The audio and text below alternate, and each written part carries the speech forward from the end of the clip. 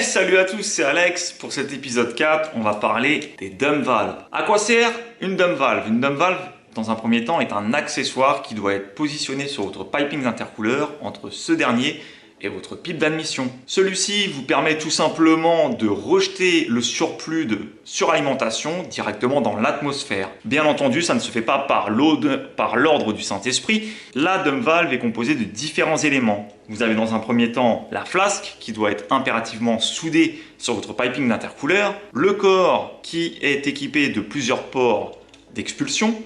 À l'intérieur de celui-ci, nous retrouvons le piston et dans ce chapeau, nous trouvons une membrane pour l'étanchéité et d'un ressort taré à une certaine pression. L'utilisation d'une dump valve se fait bien entendu en deux points.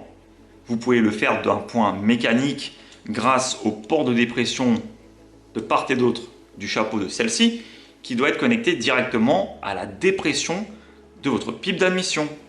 Comme vous le savez, un moteur n'est ni plus ni moins qu'une pompe à gaz et quand votre pipe d'admission est en position fermée, celle-ci va créer un effort de succion qui va venir comprimer le ressort à l'intérieur de la dump valve, permettant au piston de se lever et d'évacuer le surplus d'air de votre suralimentation. Pour la deuxième option, vous pourrez tout simplement mettre en place un boost-solenoid ou une mag valve directement entre votre dump valve et la pipe d'admission, ce qui vous permettra tout simplement de piloter votre dump valve en mode électropneumatique. Le boost-solenoid étant connecté à votre calculateur et par l'intermédiaire de votre ordinateur, vous allez pouvoir créer une régularisation optimum de la décharge. Mais vous allez me dire, vous qui êtes au fond de la classe, que oui, on a déjà vu des setups dans le monde entier, que ce soit Australie, aux États-Unis, voire même dans certains pays d'Europe qui n'utilisent pas de dump valve.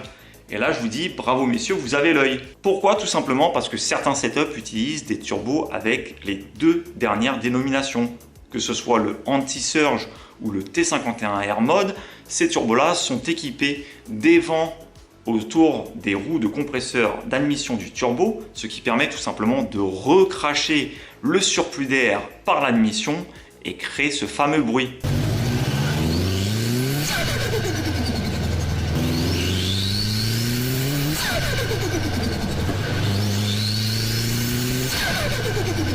Il n'y a bien entendu aucune incidence sur le turbo qui est équipé de ce mode-là, mais par contre pour tout ce qui est turbo conventionnel, la dump valve est un accessoire nécessaire.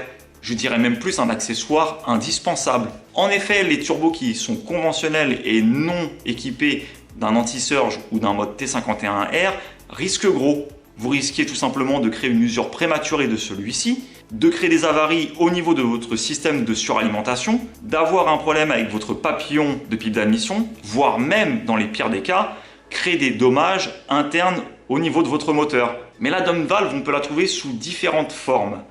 On ne la trouve pas uniquement comme la Raceport ici, qui a des ports tellement larges que la régularisation se fait très rapidement, mais vous avez aussi des dump valves dits conventionnels de chez TurboSmart, voire même des diverteurs valves. Les diverteurs valves, c'est ni plus ni moins que des soupapes de décharge qui sont équipées d'origine et de série sur certaines motorisations. Prenant l'exemple des moteurs VAG, le 1,8 litre 20 VT de chez Audi ou de chez Volkswagen, ces derniers sont équipés avec des diverteurs valves. La diverteur valve a pour but non pas de recracher l'excès d'air directement dans l'atmosphère, mais elle va dévier cet air directement dans votre piping d'intercooleur. J'espère que cet épisode 4 vous aura plu et qu'il a été très instructif pour vous.